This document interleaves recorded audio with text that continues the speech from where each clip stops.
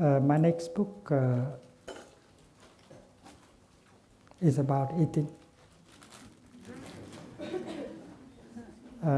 written together with a professor on nutrition.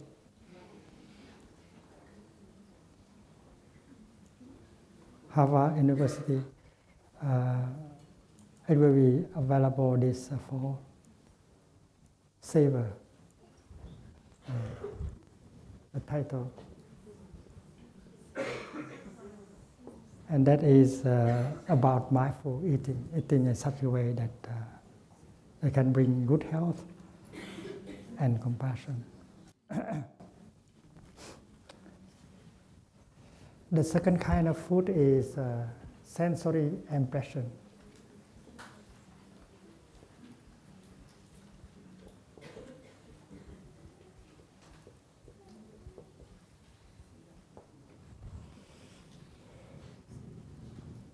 Đoàn thực, xúc thực. This kind of food we don't consume with the mouth. We consume with our eyes, our ears, our nose, our body, and our mind. Yesterday we already spoke about consuming television, consuming books, films, and conversations. These items of consumption can be healthy or toxic. When we listen to a Dharma talk, we know that our consumption is good, healthy. Because when we listen to a Dharma talk, the good seeds in us are watered. We don't water the seed of anger and fear and despair in us. Instead, we water the seed of compassion, understanding, forgiveness in us. So listen to a Dharma talk, reading a book about the Dharma is good consumption. The same thing is true with music. There are kind of music that touch the worst thing in us. There are kind of music that can help us feel compassionate, free, light. This morning the brothers and the sisters, they offer the chant, made with heart established in mindfulness. We are truly present in the here and the now. So that kind of music is good consumption. When we watch television, the commercials are already a kind of consumption. So the commercials can touch the worst thing in us. They touch the seed of craving in us and make us lose our peace and joy. There are people who all they think about sex, who commit act of sexual abuse, and because partly because they consume that kind of items every day too much. They watch film, they read books, they are exposed to the kind of stimulation.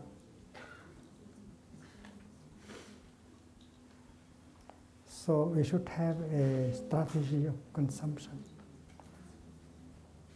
The community should have a discussion on mindful consumption. The family can sit together and discuss about a strategy of mindful consumption. And the children, although they are still young, we can talk to them and explain to them why it's not good to watch such a television program. It's not good to listen to that kind of music. We can discuss. And we can tell many stories so that they can understand.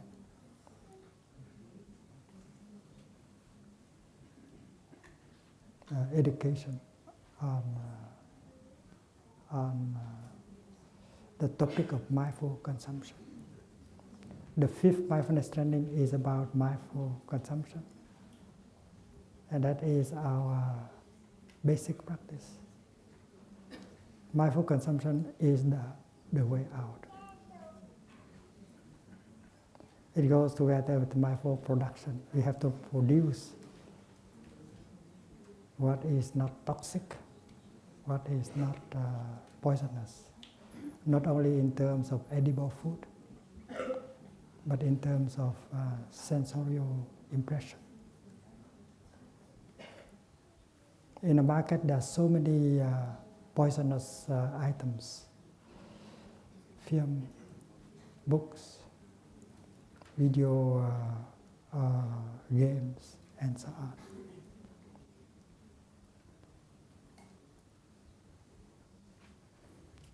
When a child finishes elementary school, she has watched about 100,000 acts of violence on television.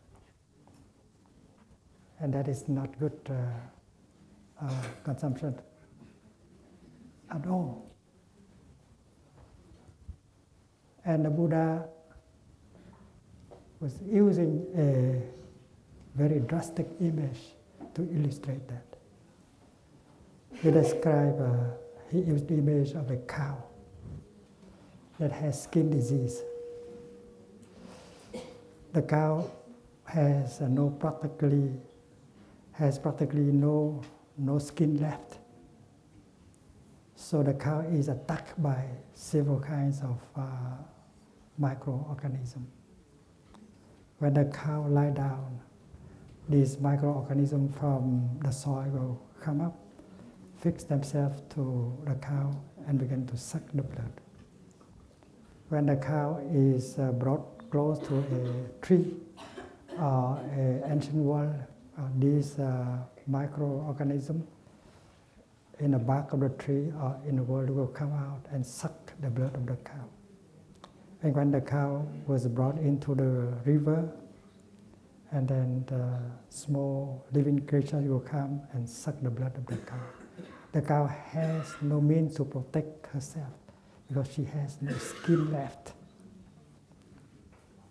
So those of us who do not have mindfulness as skin to protect us will be assaulted by the kind of advertisement and assaulted by what we hear, what we see. We are assaulted 24 hours a day by sensorial impressions. We have no means to protect ourselves. When you drive through the city, you consume. Whether you want or not, you consume. The advertisement they want you to see penetrate into you.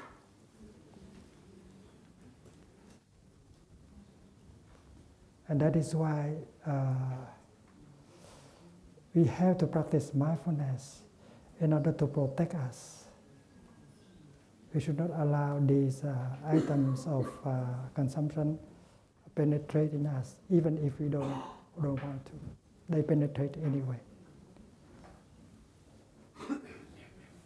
And if we have children, and if we don't want our children to be assaulted by that kind of poisonous, toxic items, we have to look for a safer environment for our children. You are influenced by your environment. Your children also. So the first thing is to look for an environment where you feel safe. You are not assaulted by this kind of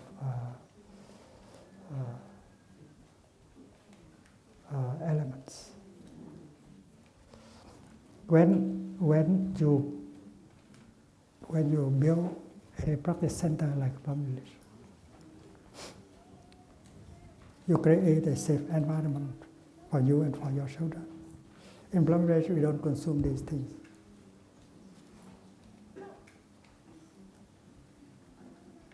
I remember one day a little boy came to Plum Village and wanted to leave right away after 1 hour because there is no television. And he believed that it's not possible for him to survive without television. And he looked at the schedule, sitting meditation, mindful breakfast, walking meditation. How can he survive that? He said, this is like a military camp.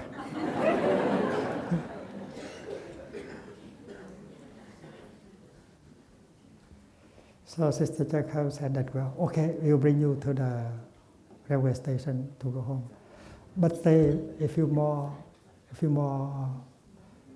hours, because the train will not start until 7 in the evening. So meanwhile, a group of young people came and invited him to come and play with them.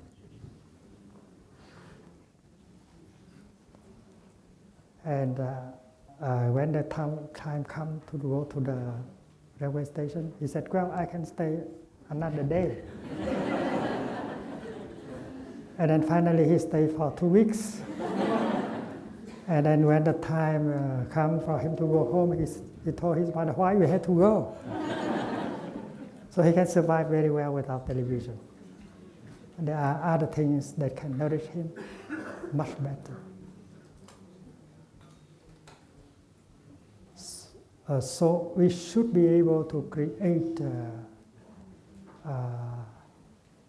a place where we and our children can feel safe. We can create a community, we can create a village, an ashram, where the environment is healthy, because the environment, most of the environment now is not good for our children. School is no longer a good place for our children to be, because they can learn many bad things in school. They can get a lot of violence, and so on. We have to transform our school.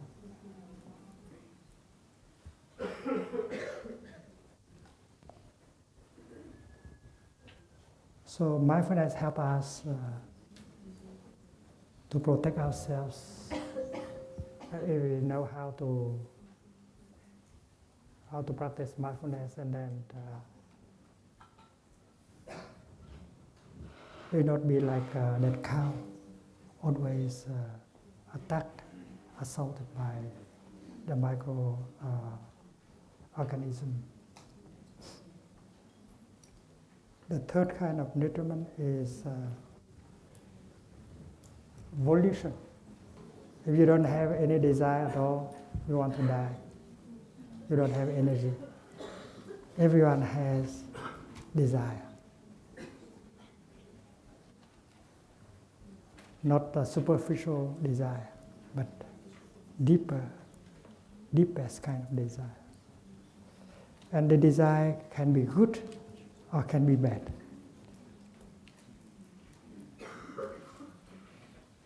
Siddhartha, when he left his palace and became a monk, he did have a desire to practice, to get enlightened in order to help other people to suffer less. That is a desire, but that is a good nutriment, good food, because that gave him a lot of energy to practice, to overcome difficulties and to succeed. But if you have the other kind of desire, like the desire to kill, to punish, that is not good. The terrorists, for instance, they have a desire to punish. They see the people they want to punish are evil people that are doing harm to the environment, that they have that kind of views. And they think that to punish them is to help God.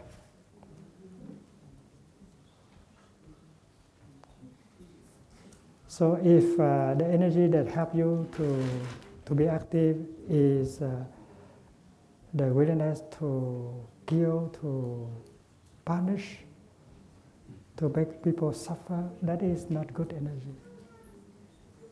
It destroys you and destroys other people.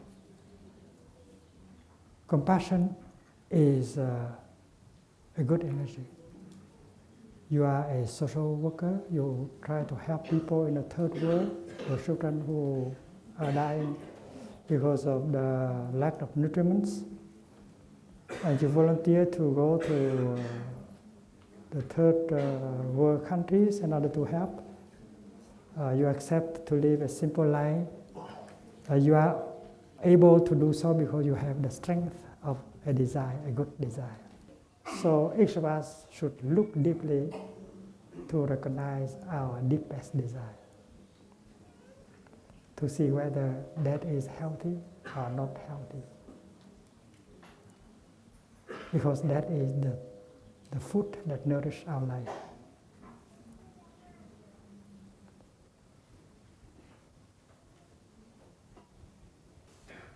The desire to satisfy our craving, getting much money as possible, to have as much power and sex and fame as possible, maybe bad desire. So for this kind of detriment, the Buddha used the image of two strong men dragging a third man, pulling a third man, and want to throw him into a pit of glowing embers, so that that person will have to die. The young man did not want to die. The young man wants to live, but he was abducted by two strong men. They carry him and they want to throw him into a heap of burning fire. So the two strong men that are dragging you and want you to die, that is the kind of volition that is negative. Craving for sex, craving for fame, craving for punishment, and so on. All that is belong to the category of bad volition. And if you have that kind of desire, you are abducted, you are being pulled into the direction of death. So each of us should look deeply to see and to identify the deepest desire we have, to see whether that is healthy or not.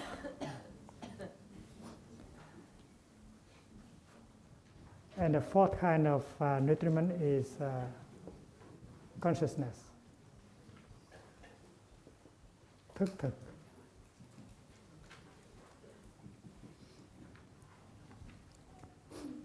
Consciousness here is the kind of collective consciousness. You are influenced by the way of thinking. You are influenced by the views of other people in many ways. And consciousness, individual consciousness is made of collective consciousness, and collective consciousness is made of individual consciousnesses. And it is our consciousness that design the world. If we live in an environment where people around us are very angry people, violent people, cruel people, and then sooner or later you become angry and cruel like them, even if you don't want to be, because you are influenced by the collective consciousness. Especially our children. When we put our children in an environment, our children will be influenced by the environment. And that is the fourth kind of consumption of consciousness.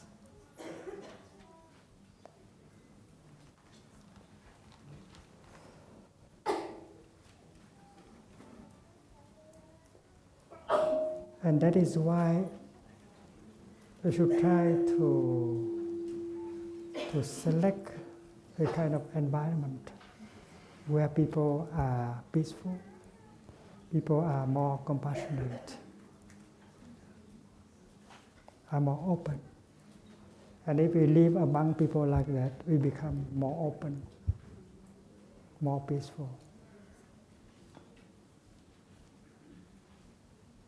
And this is very important.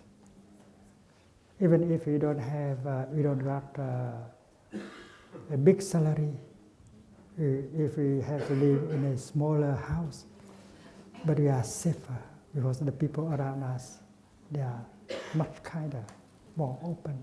So we and our children will profit from that. And that is that is the fourth kind of nutriment called consciousness.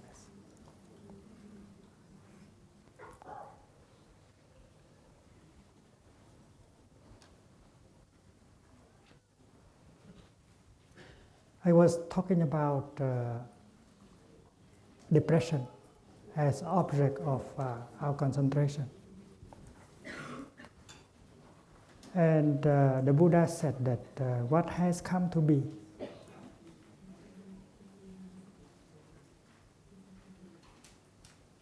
namely your ill-being, your depression. What has come to be? If you know how to look deeply into its nature and identify the source of nutriments that have brought it in to you, you are already in the beginning of transformation and healing. What has come to be means the ill-being, the suffering that is there, like your depression. What has come to be, namely your ill-being, your suffering, your depression. If you know how to look deeply into it and identify the sources of nutriments that have brought it into you, the ill-being is brought about the four kinds of nutriments, one or two or three or all four. Every kind of ill-being, every kind of nutriment has been brought to you by one or more kind of nutriments.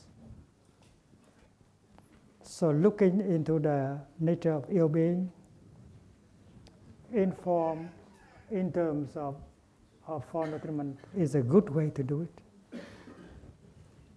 So the path leading to ill-being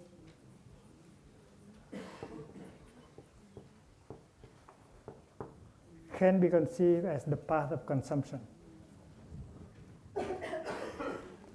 If you don't practice mindful consumption, and that is you follow the path of leading to ill-being. But if you follow the path of mindful consumption, you go on the path leading. You are on the path leading to well-being. So in Buddhism, ill-being and well-being can be examined in terms of food, in terms of nutriment. That is why we can say that the fifth mindfulness training is the way out. Not only for us as individuals, but for the whole world. If the world practices mindful consumption, the world will get out of this difficult situation of war and conflict and despair. And we'll be able to save our planet. That is why the fifth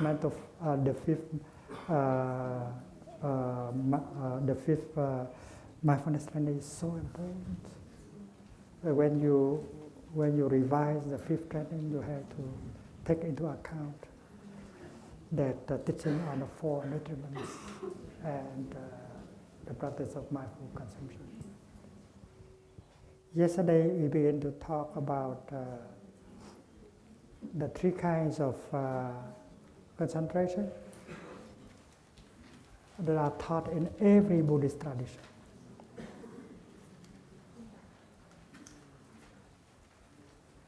That is emptiness, signlessness, and that is aimlessness. This is shunyata, animitta, and apranihita.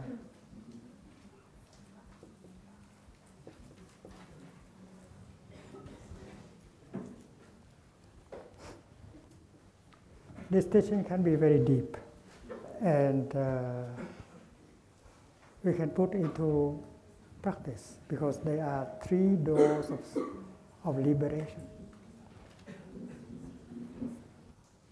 First of all, the meditation, the concentration on emptiness. We should not do the work of do like philosophers, just trying to find the meaning of emptiness. Because emptiness is not a philosophy. Emptiness is an instrument. Emptiness is a way of looking at yourself, the way of looking at the world.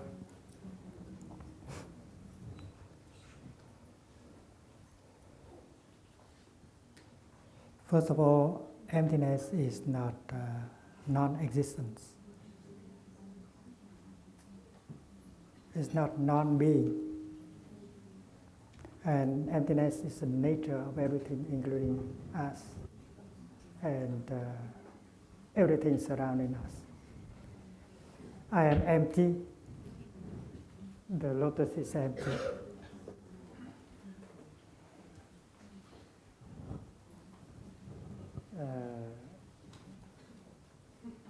The glass is empty. But that does not mean I am not there.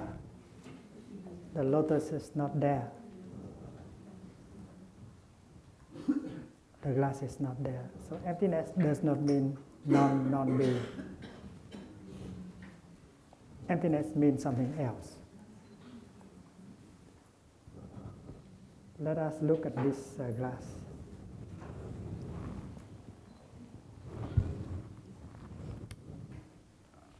We agree that the glass is empty.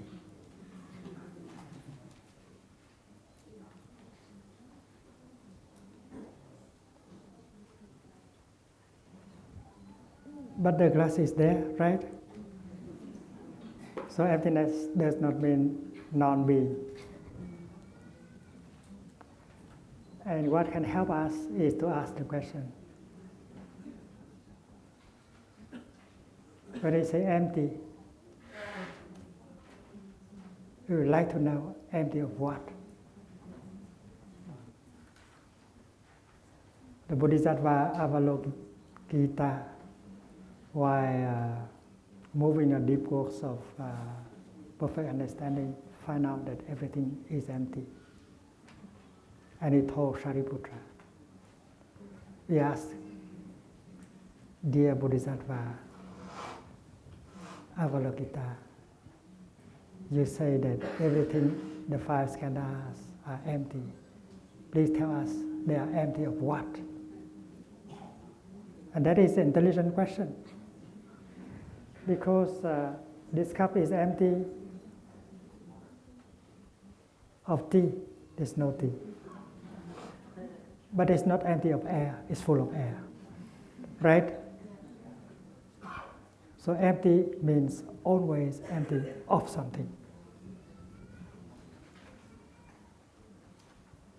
Right away, you get out of philosophical speculation. You touch the truth about the glass. In order to be full or to be empty, the glass must be there. So empty does not mean non-existing. In my tradition, your tradition, before we bow to the Buddha, we have to practice the concentration of emptiness.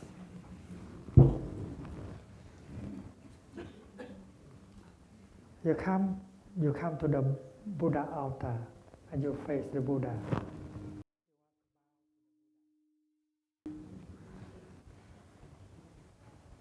But in our tradition, before you bow to the Buddha, you have to practice looking into the nature of emptiness in you and the Buddha before you bow. Otherwise, the bowing would not have any good effect.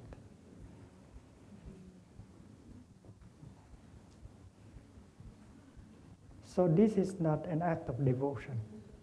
I am bowing to the Buddha. That looks like an act of devotion. But in fact, it is an act of meditation. Because I am looking deeply to see the nature of emptiness in me and in the Buddha.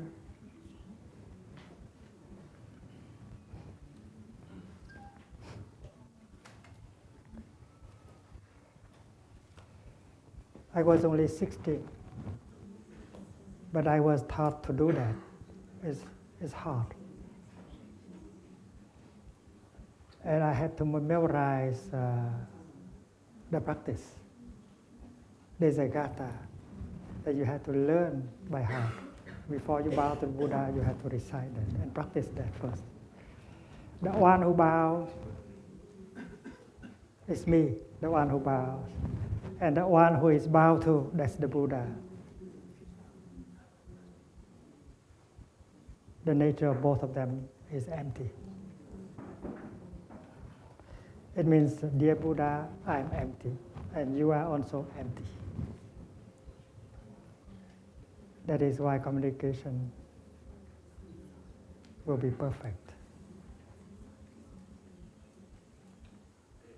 If I am only me and you are only you, there is no communication possible. Communication is possible because I am empty and you are empty. It means that you are in me and I am in you. And empty of a separate existence, a separate self.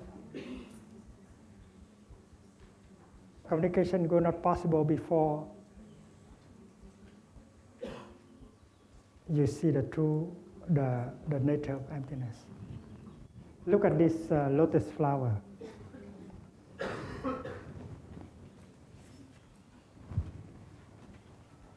It seems that the lotus flower is full of everything.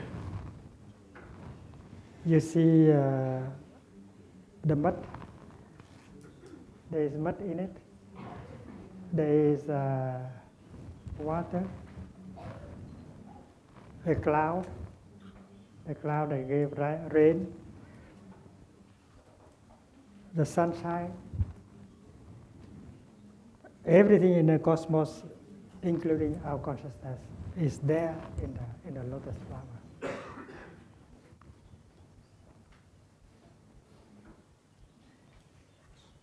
When many conditions come together sufficiently, a lotus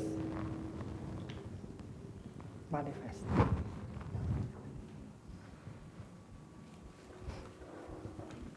The lotus cannot manifest here in the month of February. It's too cold for the lotus to manifest. So the lotus has to wait until the month of June, July to manifest.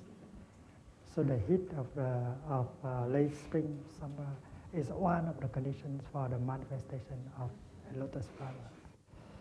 And the lotus did the mud, the cloud, and many other things, the sunshine. Suppose we extract